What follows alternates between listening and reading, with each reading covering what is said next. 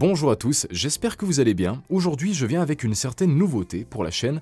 J'ai envie de proposer de plus en plus des formats relativement courts de vidéos qui vont porter sur divers sujets comme par exemple le cinéma, l'histoire ou même la photographie. Le but, c'est vraiment de ne pas forcément s'étaler sur un domaine en particulier, mais plutôt de le vulgariser au maximum pour que tout le monde le comprenne très facilement. Au-delà de ça, l'une des autres règles qui est fondamentale pour ce genre de format de vidéo, c'est de ne pas excéder les 3 minutes maximum pour éviter de s'étaler un peu trop long sur un sujet ou encore de s'endormir si on fait partie de l'audience. Et aujourd'hui, j'ai choisi comme premier sujet l'étalonnage. Alors c'est quelque chose que très peu de gens connaissent, même si dans le fond c'est très compliqué en termes de pratique, dans les faits c'est quand même assez facile à décrire. Pour faire simple, l'étalonnage c'est le travail de l'image. C'est quelque chose qui se passe en post-production, mais avant, il y a quand même certaines choses à faire pour le faciliter ce travail. La première chose, c'est déjà d'avoir du bon matériel au niveau de l'éclairage et au niveau de la caméra.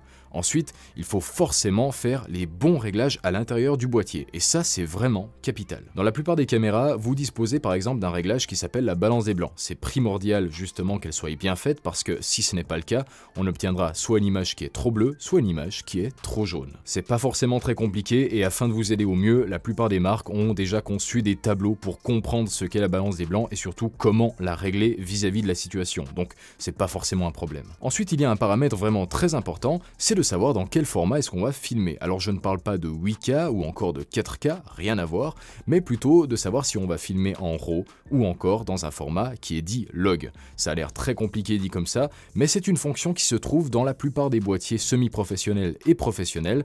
C'est un format qui donne justement une image relativement plate, pas forcément très belle, désaturée, mais lorsqu'on va la travailler en post-production, justement on va obtenir un résultat impeccable. Alors on pourrait être tenté de mettre notre boîtier en automatique, c'est quelque chose que je déconseille fortement parce que ça ne va pas vous apporter quoi que ce soit comme plus-value en termes d'image. Vous n'allez pas obtenir quelque chose de très cinématographique et le but de l'étalonnage, le but justement de faire tous ces réglages en amont, c'est de travailler l'image au maximum et d'obtenir quelque chose dont vous serez vraiment fier. Bon alors maintenant qu'on a fait tous les bons réglages, qu'on a filmé tout ce qu'on avait à filmer, on arrive enfin à cette post-production. Pour ce faire, il y a deux écoles. Soit vous partez vraiment de rien et vous arrivez jusqu'au résultat final, mais pour ce faire, il faut vraiment être professionnel dans le domaine. C'est quelque chose donc que je vous déconseille si c'est la première fois que vous faites ça. Ou sinon, vous choisissez la facilité avec de grands guillemets et vous allez appliquer une lutte de conversion à votre image qui est totalement désaturée. Alors une lutte de conversion, pour faire simple, voyez ça comme étant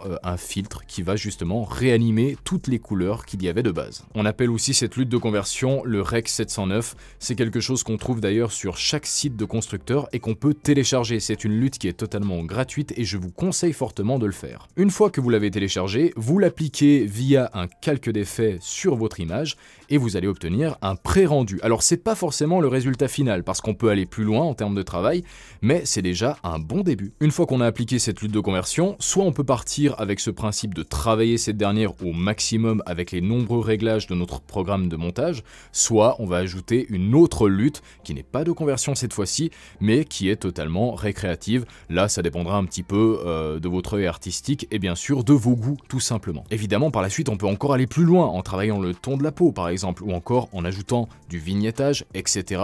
C'est clair qu'on va pas forcément parler de ça aujourd'hui parce que ce serait bien trop long, mais rassurez-vous, je vous mets tout ça en description.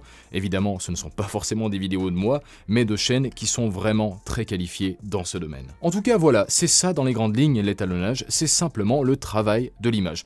Bien sûr, ça prendra des mois, voire des années de pratique pour obtenir quelque chose de vraiment très bien. Moi, à mes débuts, je me rappelle, je faisais à peu près n'importe quoi. Mais aujourd'hui, je commence à peine à comprendre ce que c'est, et franchement, c'est un plaisir. Alors, bien sûr, il y a beaucoup de choses que je fais encore faux, mais je vous rassure, c'est comme ça qu'on apprend le mieux. Et sinon, à part ça, j'espère vraiment que vous avez appris quelque chose et que peut-être ça vous a donné envie de faire de l'étalonnage. On ne sait jamais.